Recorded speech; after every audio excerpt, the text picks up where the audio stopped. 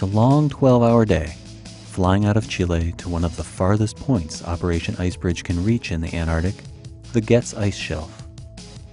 We know from satellite measurements that this 300-mile-long floating ice shelf is losing mass, but with IceBridge data, we hope to find out something about why and how fast this ice is disappearing.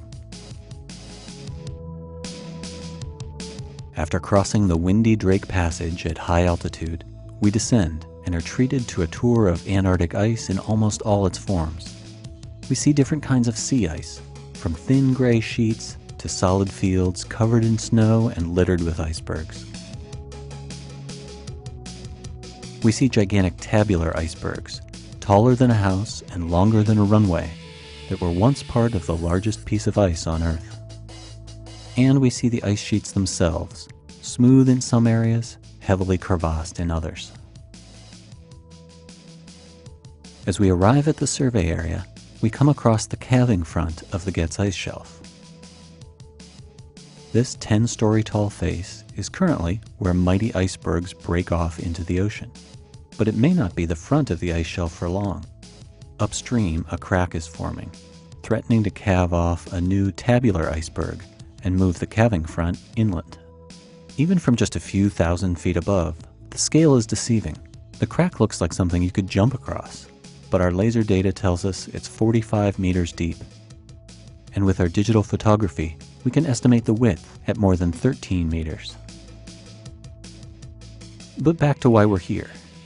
We need to get a better handle on the bathymetry below the ice shelf. Basically, the shape of the ocean floor below this floating ice tongue. The shape will help us calculate the circulation of the warm water, well, comparatively warm water, that's eating away at the ice shelf from below. Our gravity meter, or gravimeter, actually senses the mass of rock below the ocean, giving us a picture of the grounding line, where the ice sheet leaves the support of land and begins to float on water. But that's all on the marine side. We also need to understand what's happening inland.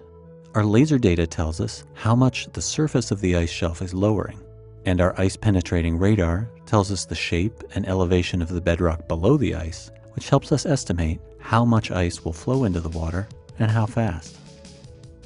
On the inland side, we pass by a ridge in Marie Birdland.